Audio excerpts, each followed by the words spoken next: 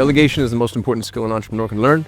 If you struggle with delegation, I think this video is really going to help you. As a matter of fact, I'm going to share this with all of my clients at Parental Talent. So if you've hired an executive assistant through me, you're probably receiving this video from my team. If you haven't, that's okay. You don't have to hire anybody through me, but make sure that you have a competent executive assistant or somebody who can accept your delegation.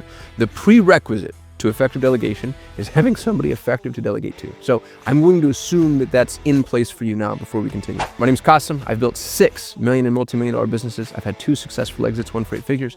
I've developed a $10,000,000 net worth, and my goal in life is to help you achieve 3x freedom. That's financial freedom, freedom of dimension, and freedom of purpose. And one of the most important facets to true freedom is the ability to delegate, because delegation is what's going to free your time. And I realize that there are other elements of that, right? There's process management, automation, elimination, but delegation is the real critical linchpin, because the other things are static. They need to be put in place, and once they're put in place, they exist forever.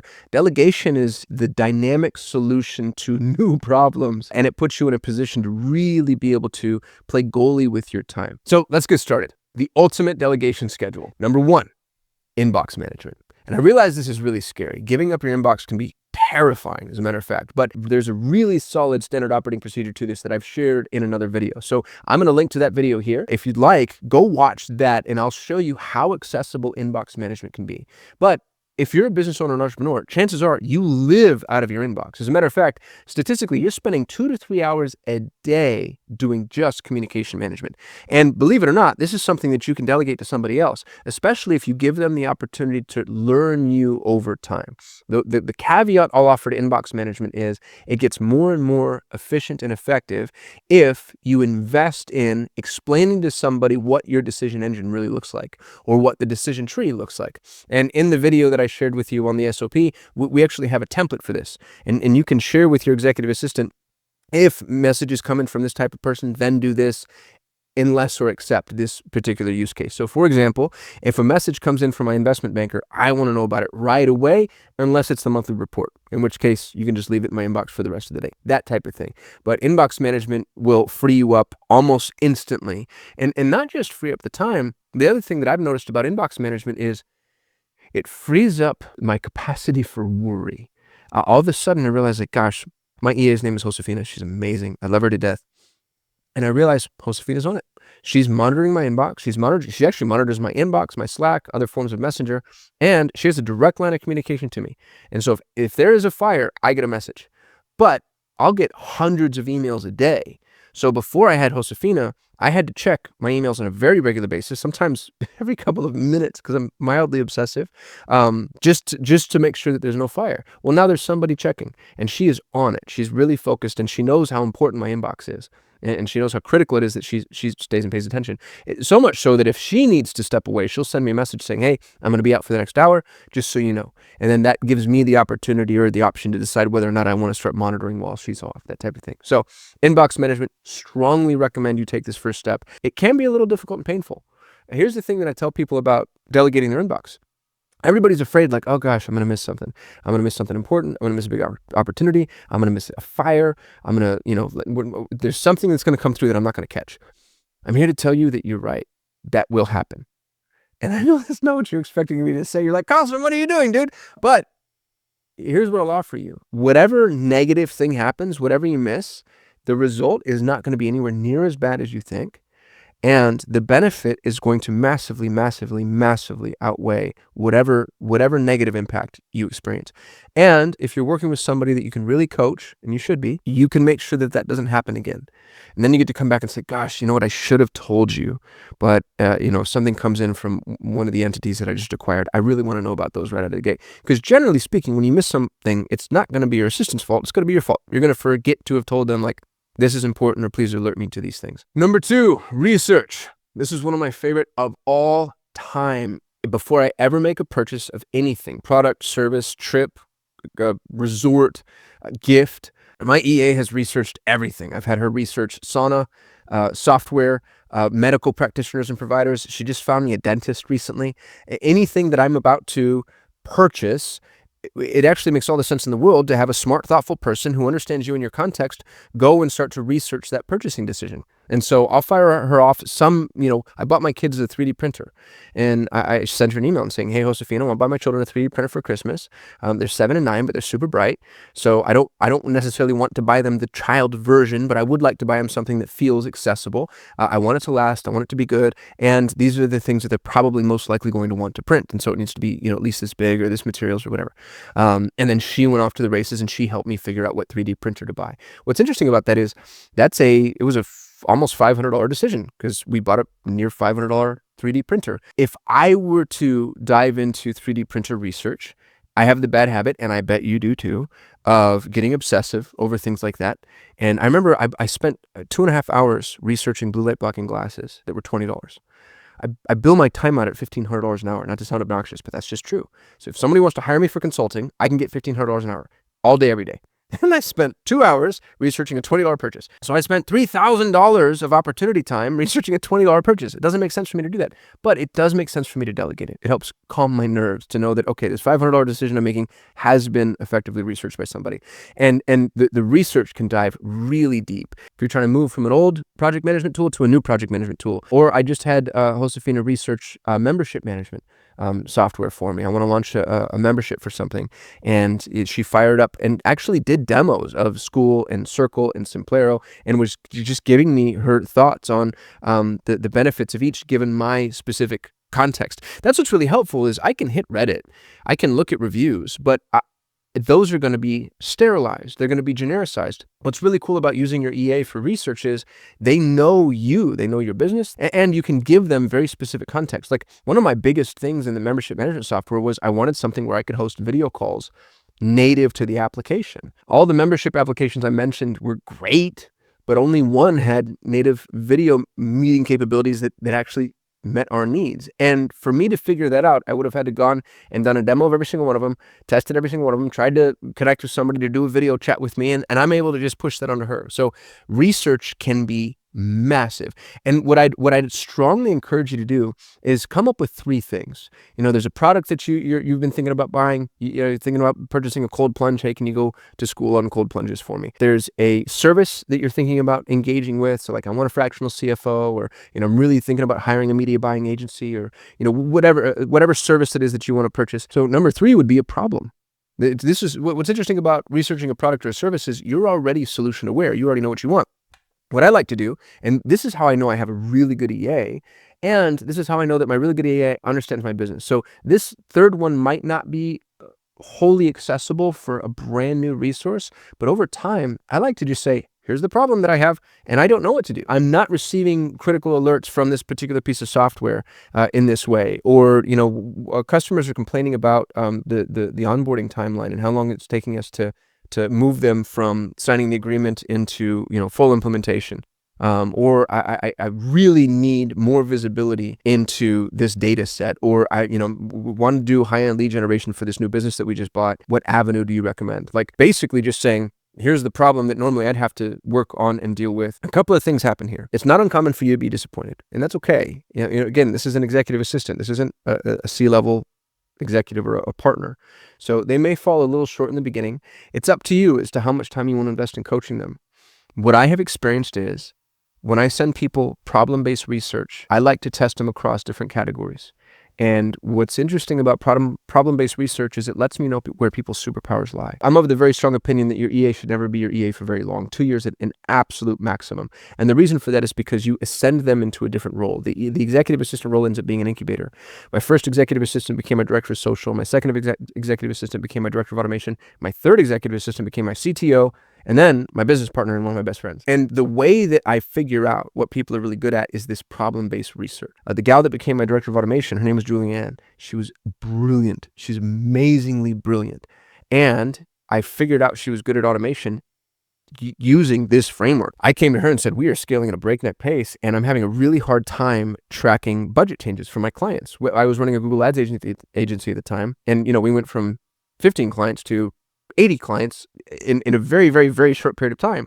And when you're running an ad agency, we were billing a percentage of ad spend. That's how we were charging our clients. Well, when you have 15 clients, at the end of every month, you just go and you check what people's ad spend was. And that becomes an easy problem to solve. But when you have 80 some odd clients and they're all billing at different times and ad spends, go up and down and fluctuate, and we ended up with clients with much, much, much bigger spends, or even on different pricing structures, that became near impossible to do manually. This problem-aware research that was conducted by Julianne led to us building out the most robust Airtable implementation I've ever seen in my entire life that actually helped me with my exit. It was one of the things that the acquiring entity was really interested in. And it let me know, like, this human being is unbelievably brilliant and potent, and she became my director of automations. So don't expect problem-based research to be a home run every time. Be happy enough with a base hit. But when you do start seeing home runs, start looking at that person, considering what it would look like to move them into whatever that role happens to be, if it makes sense. I don't like creating positions for people, but very often what you find as an entrepreneur is you're actually wearing 5 hats, and it's so much fun to find somebody who can take one of those off and really grow that department for you. Number 3, outreach. I'm not talking about like just batch and blast cold outreach, by the way. I think that you burn through an EA. There's very few people that are capable of doing that en masse for a sustained period of time. But I do think you can use your executive assistant for targeted outreach. So for instance, podcast bookings. My EA for the longest time was doing all my podcast outreach. She would spend a couple of hours a week, at the beginning of every week, 3 or 4 hours, just reaching out to different podcasts that I wanted to be on, or, and this actually is where it really got effective, that she identified for me. So I explained to her, this is my buy box. I own Pareto Talent, which is an executive assistant staffing agency. I want to talk to entrepreneurs that would be interested in high-end EAs. I want to talk to entrepreneurs that would be interested in high-end EAs, and I'd like to talk to niche audiences. So I don't mind small podcasts as long as they're potent and powerful and they've been around for a long time. And, we want a minimum number of episodes or a minimum number of downloads if that information is available, and go. And she would do the podcast outreach. So you can use your EA for podcast outreach, high-end prospecting, strategic partnerships, the type of thing to where that's really intelligent work. That's hard to narrow down. If you just pull up LinkedIn Prospector and start messaging people, you're gonna be one of a billion in the cesspool. You and I both know that to form those relationships and to do really high-end outreach, it takes time and it takes research, and it takes somebody who's going to be thoughtful and who knows you, knows what it is you're trying to accomplish. And so if you want somebody who's going to help do that, this is a really good task to assign your EA. I wouldn't make this their whole job, because I do think that you could fatigue somebody. That outreach is tough. That's why I like to delegate it, because I don't want to do it myself. But make sure that you're being very specific. I want to be on specific podcasts, or I'm looking for a new provider, or we'd love to find a couple more white label partners, whatever it might end up being. Task your EA with finding people that he or she thinks is going to be applicable, researching them in depth so that when they do outreach, they can actually come to them with specific context. Number 4 is gifting. One of the things that I love to delegate is finding and sending gifts for people, because the sad truth is I just don't get around to it. Obviously if it's my children's birthday or if it's Valentine's Day, I'm going to make the effort that is necessary. But as often as not, like a friend of mine will have a baby and I see on Facebook like, oh, Jessica had her baby. And really in the back of my mind, I'm like, I should send her something, but I'm just too busy to go to, that's a pretty robust endeavor, especially if you want the gift to be thoughtful.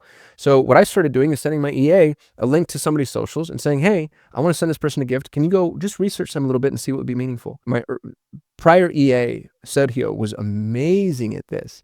He would do a deep dive on their socials and he'd be like, oh, you know what? They're Pittsburgh Steelers fans.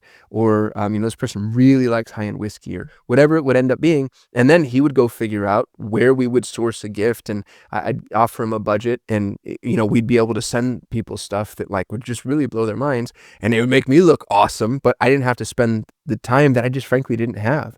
But I still got to be, thoughtful and giving and all those fun things. I think gifting is it's a great task to delegate. The other thing that you can do is if you were to give your EA your life calendar, these are all the holidays that we celebrate. These are the people that are important to me. And this is, birthdays, anniversaries, renewal dates for important clients, whatever it might be.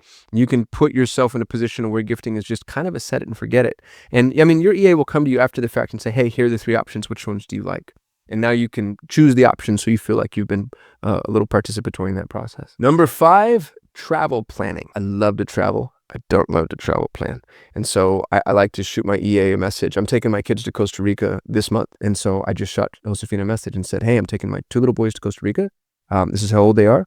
My eldest son wants to be a biologist. And so if you don't mind, research based off of, what you know about me, their interests, and the amount of time that we have, what do you think that we should do?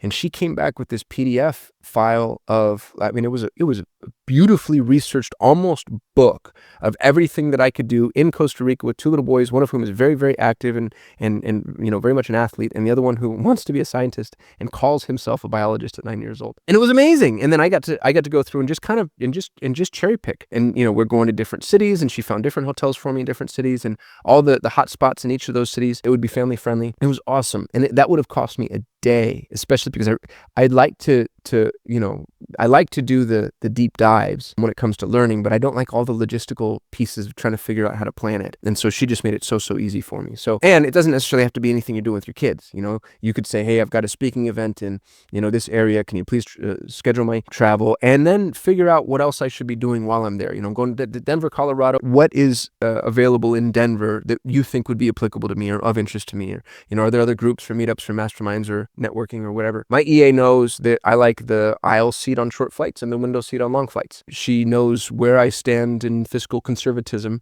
and the fact that my buy box is safe and clean. As long as the hotel is safe and clean, I want the absolute cheapest thing you can find. And you might be different. You might be, say like, hey, I have to have a view. I spend all my time out on the balcony. If I don't have a view, it just feels like a waste of a trip. Whatever it is, you can begin kind of sharing that information with your executive assistant. And then it makes delegating travel planning so much easier. Number 6 is financial monitoring. My EA has view-only access to all of my credit cards, and I have a whole portfolio of businesses, and every business has a credit card. I don't know if you feel this way, but I always have this anxiousness around every single time I get my statement at the end of the month. There's subscriptions that people have signed up for that we don't need anymore, or maybe somebody spent money and we don't remember where it came from or why that expenditure took place. Sometimes there's been fraud. Actually, we've caught fraud a couple of times, but I don't have the time to sit there and go through every single transaction and every single credit card statement. It would take me forever. And so my EA runs through that for me. Now, what's really cool about it is she doesn't know everything, but she has access to my inbox. And so if she sees a charge or transaction that just kind of looks funky to her, she can go to my inbox and say, oh, that was, the software trial that we ran, or that was that particular vendor. And then if she doesn't know, she can come to me and say, hey, this feels tax relevant. This is a large enough sum of money that we should be concerned about, or it's recurring. If anything recurs, I don't care if it's $3 a month. I want to know if we haven't been able to identify a recurring charge, just because recurring charges can really chip away at you. So anything recurring or any large one-off purchases that we're not able to identify, she'll go through and help my bookkeeping team categorize that so that we know next time, oh, that's what that is, and I don't have to worry about it. What's really cool about the financial monitoring piece is this has without question paid for my EA many, many, many, many, many times. All you need is for your EA to catch 1 or 2 recurring charges. And if you cascade that forward, you realize, oh, okay, we're effectively paying for your salary on top of everything else that you're doing. What's really nice is all financial institutions that I've encountered have view-only access.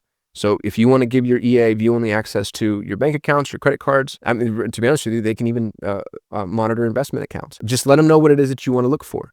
And this takes the pressure off of you, but still kind of satiates your bloodlust for staying on top of things and monitoring those things. Financial monitoring can also be really helpful when you have employees who have credit cards. So I've got, a handful of businesses, and in every business, the leadership team generally is empowered to spend, but I still want to watch it. My EA knows enough about my businesses to know what might make sense and what might not. And she'll bring things to me and say, hey, like this feels maybe a little excessive from a travel perspective. And then it gives me the opportunity to kind of check in. And now what's really nice too is even if it's a wholly justified expense, I love people knowing that I'm watching. So financial oversight can be a really solid place to put your EA. Number 7, project critiques and/or quality assurance. So anything that anybody does and sends to you, we just had a book written for a business that I'm starting, and we sent the written draft to an editor, and the editor just sent us his first reply. I'm not going through that. My EA is. If I'm having a website built, I don't go through the first draft of the website. My EA does. If I have logos created, assets developed. We're having a software application developed right now for another business that I own, and my EA is doing all of the quality assurance. on a long enough timeline towards the end, I of course begin to integrate myself into that process, because there are things that I want to check for and I just want to make sure I have my eyes on. But especially for early stage critiques, that's not worth your time. That's not worth your time at all. And what's really nice about project critiques and quality assurance, this is something you generally can delegate pretty early in the relationship, especially if there are objective truths to whatever it is that we're checking. You know, like software, for instance, as long as the EA is capable of understanding what the software is meant to do, if you're having software developed, any reasonably intelligent human being can go through a piece of software and figure out what's working and what's not. And you know, there's a ton of quality assurance templates that they can find online and just sort of follow the template. The other thing I really like about this is it helps me move faster. You know, I own a portfolio of companies. I have more employees than I know how to count. I become the bottleneck very, very, very often. People will send me things and say, hey, is this okay? Is this approved? Can we move forward? And, you know, I have a relationship with my EA at this point to where she's capable of doing quite a bit of that, of saying like, oh yeah, this is awesome. As often as not, they need input, feedback, or information that only I have. You know, she's helping me right now with my tax planning. I have a tax strategist that helps me right before tax filing season, and he'll message and he'll need sometimes things that are kind of like arbitrary or benign. You know, just, oh, hey, I need to know the expenditure count for this company at this time on this date. And she can, because she has access to all my stuff, she can go through and help keep that conversation going. So project critique could actually also be project management, right? Depending on what it is that you're delegating and the information that's necessary from these people. That's the other thing that's really cool. It kind of comes full circle, because that goes back to inbox management.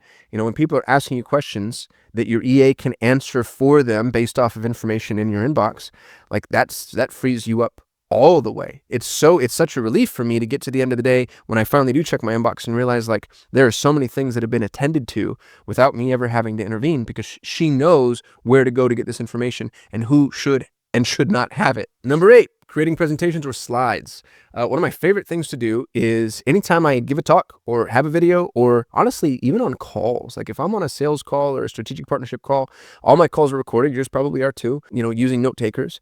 If I really like the way a call went, I want to encapsulate that.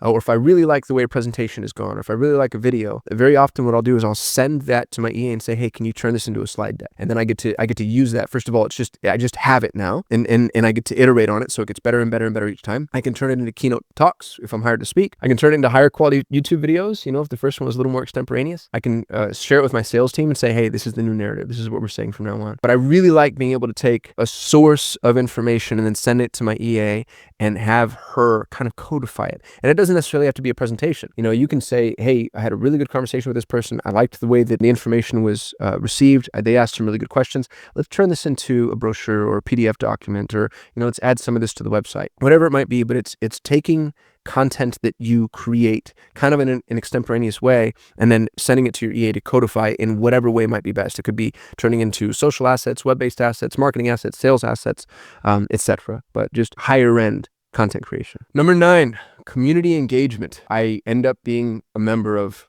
more communities than I can keep track of. This is especially true when I'm starting a new business or entering a new market.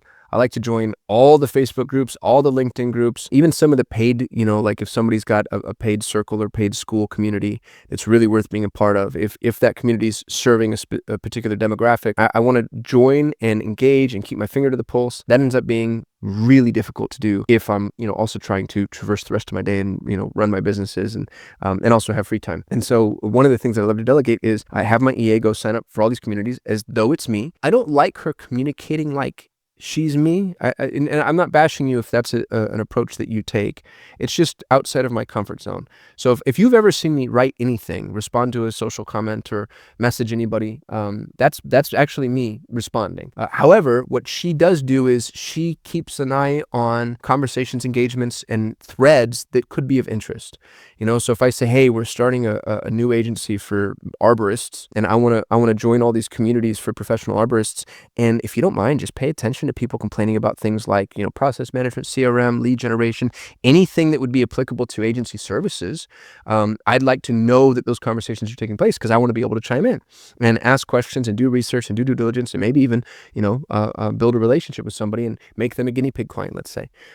So that community engagement allows me to be really close to what's going on kind of a granular level, while not necessarily having to monitor, you know, all feeds and notifications, because that can be really tedious and very difficult. This is also true for our communities. I own the largest English-speaking Montessori community in the world. I don't have time to sit there and monitor everything that's said by everybody, in every little pocket, because it kind of exists in multiple areas.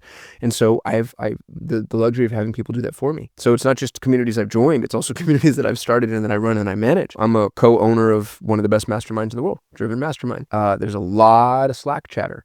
Well, I want to know what's going on in Slack, and I don't have the time to just sit there and monitor everything that everybody's saying. So my EA knows, generally speaking, where my interests lie, and given that I'm an owner, she knows like, oh, okay, Casa would probably want to know that this conversation took place or this happened. So community engagement, community management can be a great thing to delegate. Number 10, summarizing information. My poor EA has had to take so many courses, read so many books, attend so many virtual events, because there are things that'll happen that I really want to know about, but I just don't have the time for myself. So I'll send her the book or the course or the event and say, hey, can you attend this? And then just summarize it based off of what you know about me. Here are my particular interests. Here are the things that I'm, specifically looking to learn. I recently went into business with somebody who is, we'll say, nerd famous in their space, and had written 3 books that had done very well in the industry.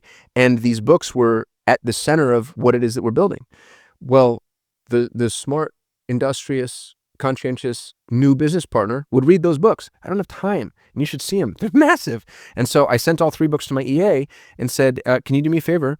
Summarize these, but summarize them specifically as it relates to this endeavor, this thing that we're building. I want to know, what cross-pollinates, what's applicable, just categorically what I should be paying attention to. And let me know if there are any chapters that you really think I should read myself. And she did an amazing job. It was unbelievable. What would have been, I don't know, days of me having to do deep dives or, find pockets of time was effectively just an hour of me going through these summarized PDFs. And the benefit that she has is she can use AI. Like, there are tools out there that will do this, but for me to take those books and try to summarize them using AI tools, it's a smaller lift than reading the whole book, but it's still way more time than I have. And what's really nice too is my EA knows how to use these AI tools. And so I encourage that, incidentally, with your EA. I wouldn't be frustrated if you see them increasing their usage of AI. I think that an AI-enabled EA is absolutely weaponized. And this is a really good example of where and how.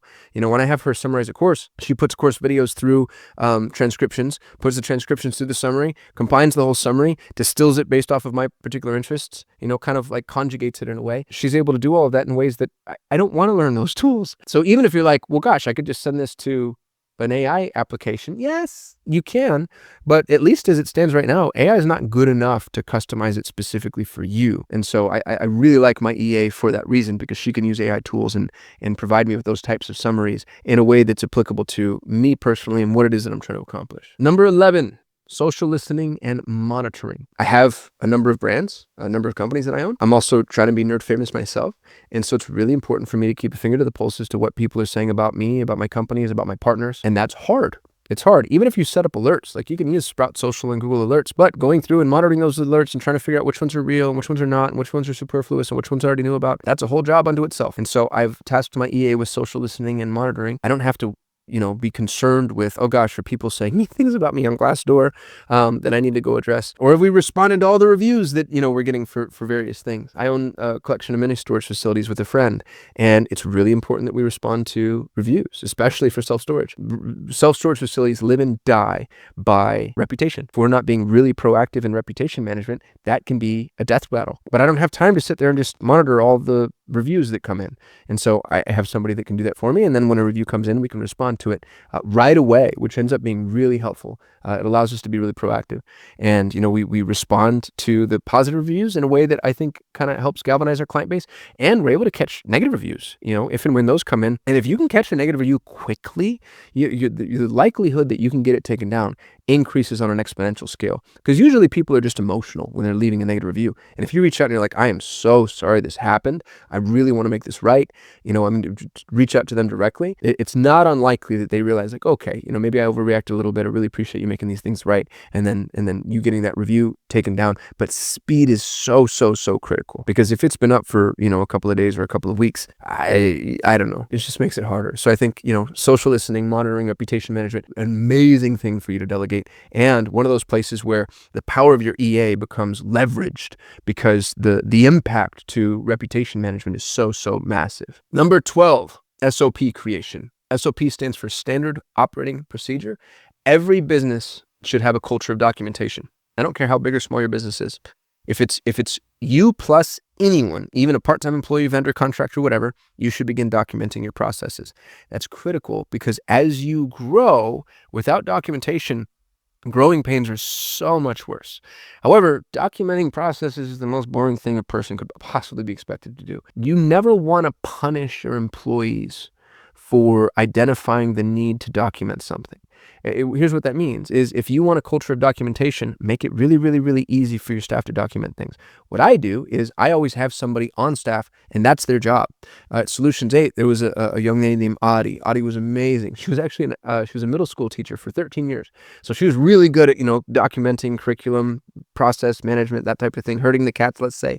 And so what our team would do, anytime a new SOP needed to be created, they would just record themselves doing the work, which means it takes them no more time than it would have otherwise, right? Maybe it's like 10% more because they have to voice over the work as they do it. But I'm not punishing them by saying, oh, you found an SOP that needs to be documented. Congratulations. Thank you so much for volunteering.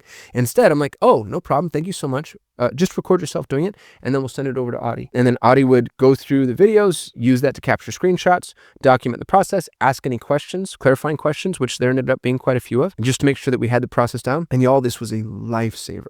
It was a lifesaver because we were growing at a breakneck pace, and documenting these processes became critical, especially when we lost key employees, which happens when you grow that fast. It happens more often than you would like. We were growing so fast, and my employees were getting famous as we were getting famous. Solutions 8 became really well known in the industry. We were the #1 ranked Google Ads agency in the world, which meant our team ended up carrying quite a bit of notoriety. And so my folks were getting poached all the time. Somebody was, coming off and shaving people off of and God bless them. I was happy for them. I was actually happy to see them leaving away because it meant that they had a greater growth opportunity outside than they did inside. But losing people like that, losing people that are really brilliant, losing people that you really rely on, it can be catastrophically damaging, even if they leave on good terms, because they're not going to remember everything that they need to teach you in the 2 weeks that you have left with them, right? But because we built a culture of documentation, if we lost somebody, we at least had all these videos of them, doing the work that we could rely on, so that when we brought in their replacement, they had something that would buttress that, kind of the learning curve, let's say. So create a culture of documentation. And this is an amazing thing for you to delegate. And what's really nice about it is, even if you're a solopreneur or you have a smaller business, start small. Just record yourself performing any process, send it to your EA to document. You now have that SOP, and it's kind of doubled up because you just trained your EA on how to do that thing. And it's frustrating. Training can always be really difficult because it takes, to delegate a 30-minute task takes 2 hours of training. If you take, the front end training and then the back end, let's say management or critiquing, it's always just easier to just do it yourself. But cascaded over time, that means that you're always just doing everything yourself. So you actually have to just start committing to taking that time aside. And in order to get this 30-minute task off my plate, I have to spend 2 hours. But I do that task every week. So at the end of the month, I'm now net positive. And if you create a culture of documentation, creating SOPs becomes, what's nice is it's 2 birds with 1 stone. Not only am I documenting this process, but I'm also training somebody else how to do it. Number 13, troubleshooting. I break things all the time. And the older I get, the worse it gets. There will be, it's like, hey, my iPad's not connected to my computer, or I can't figure out why I can't log into this application, or something changed in the UI and I don't know where this is anymore, or I'm, trying to figure out how to come up with the numbers for this report and I don't know how to do that. I just send it to my EA. God bless my poor EA. She has to do so much troubleshooting on my behalf. She'll troubleshoot my problems. And more often than not, she's actually able to come up with a better, more elegant solution than I would come up with.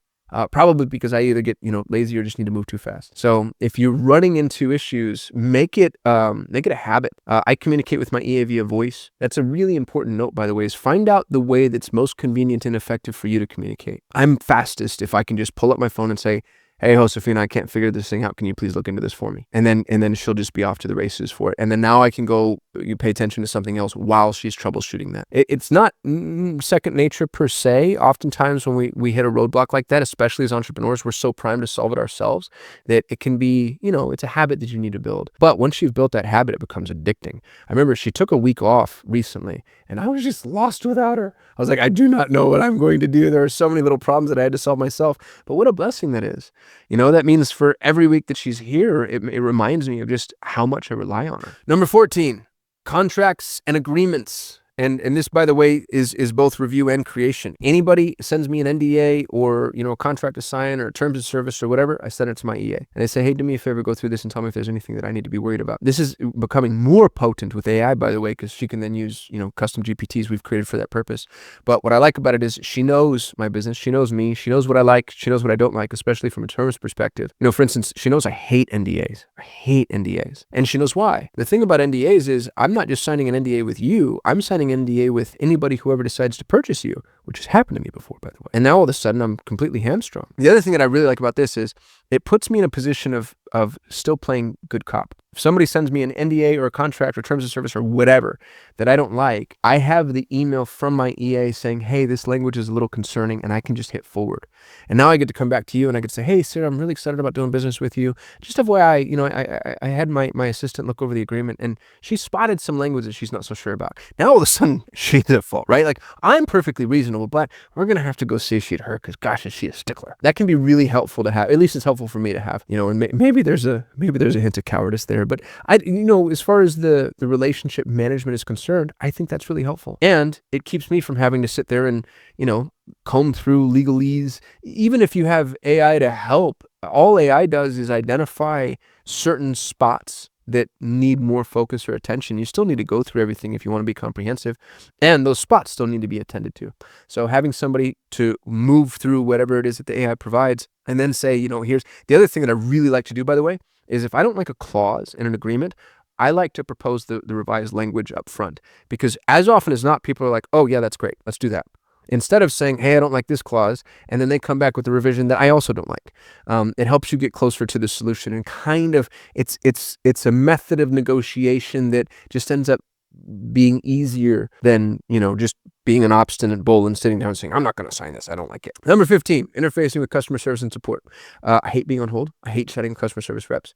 It's tedious. It's hard. They're very often unfriendly or not just helpful. And so I take that friction and I go dump it on my poor EA. So if there's anything that we're running into, it's like, hey, the software application isn't working. We were billed too much for that thing. I need to change the password on this. This actually happened to me recently. I was locked out of a financial institution and I needed to change the password. And the only way they'd let you change the password is if you were to call. And so I had her call, and she waited on hold for the 2.5 hours that it took or whatever it was. And then at the last minute, she roped me in and then patched me, and I was able to talk to the representative. So the interfacing with customer service is an amazing place for you to delegate out work. And you can do it for, just about anything. I needed to get a hold of the IRS the other day, and the hold time was 90 some odd minutes. That's something that you delegate to your EA. And then, she's on hold with the IRS, and as soon as they answer, bam, patches you in. And now you have the opportunity to go about your life without sitting there having to listen to hold music forever and not being able to do other things. Number 16, social posting and scheduling. I create all my own content, and I'm not bashing you if you don't. That's just what's right for me. And I batch create. So, I'll create 10 to 15 videos at a time. And I don't want to have to be the one that goes into every single social channel and posts when it's ready to go live. So I have an EA whose exclusive role and responsibility it is to take my videos, edit them, create thumbnails, titles, descriptions. She runs them past me for approval. And then she's the one that does the posting. She's the one that does the scheduling. And the truth is it just wouldn't get done without her. So if you want to be really active and interactive on social, think about delegating it. You can create all your own content and then just leave it to your EA to decide when things are dispersed, or you could even dictate terms as to when things are dispersed and scheduled. I don't like using scheduling software. My experience with scheduling software is that it limits your reach. I think that's an algorithmic truth. I think that the social networks down-regulate automated posting. And honestly, so should they, because the automated posting, you're basically raising your hand and saying, I'm not authentic, I'm not a real human being. And all of the social networks are aiming and optimizing for real human connection. So maybe I'm wrong. If you're the CTO of Facebook, you can come tell me if I have that. I wouldn't believe you if you did. But for me, I like the social posting and scheduling that's done organically. And I actually like a real life human being a part of it too, because, even when you use automated scheduling tools, very often that's identified. It says, posted using Schedulely or whatever, which for some reason I think just down regulates the authenticity. Those are 16 things you can start delegating right now today. Y'all, it's that fun proverb, the best time to plant a tree is 20 years ago. The second best time is today. If you haven't been delegating, That's okay. Just start now. It is going to be painful. It's going to cost you more time than it saves you in the very, very, very beginning, but that's not going to be true for very long. As a matter of fact, I think if you hired an EA right now today, I think the first week is the painful week, and then the second week ends up being, let's say, neutral, and by week 3 and 4, you're saving way more time than you ever even thought was possible. So start now. Start right now today. If you don't have an executive assistant, I'd love to help you find one. I own Pareto Talent. I think we have the best EAs in the world. It takes over 1,000 applications to produce one trained EA. It actually might be more than that now. The ratio is actually getting slimmer. We're raising the bar. Our training is intense. Our management is intense. We maintain the position of employer of record. So we don't just find an EA and dump them off in your lap. We continue to manage them. We handle all the HR, all the payroll. We handle raises and ascension. We meet with you in the very beginning on a weekly basis. We ask that you meet with your EA on a daily basis just for the first 90 days, just while you're figuring out, how this thing works. And then we help make sure that, you're placed with somebody who is not just technically proficient based off of your needs, but also is a good personality match. And we've got some pretty cool tech that we use to test both you and your executive assistant to make sure they're going to be a good match. Would love, love, love to work with you. Go to ParetoTalent.com if you want to sign up. Otherwise, I hope that this video has been helpful. Delegation is one of the most important skills for an entrepreneur to learn. So this is really worth your time. If this has been helpful at all, my ask of you is to share. I want to be YouTube famous. I want to hit 1 million subscribers. And the only way I'm going to do that is if people like you share my videos and tell people why they're sharing. So I appreciate you watching, and I'll see you in the next one.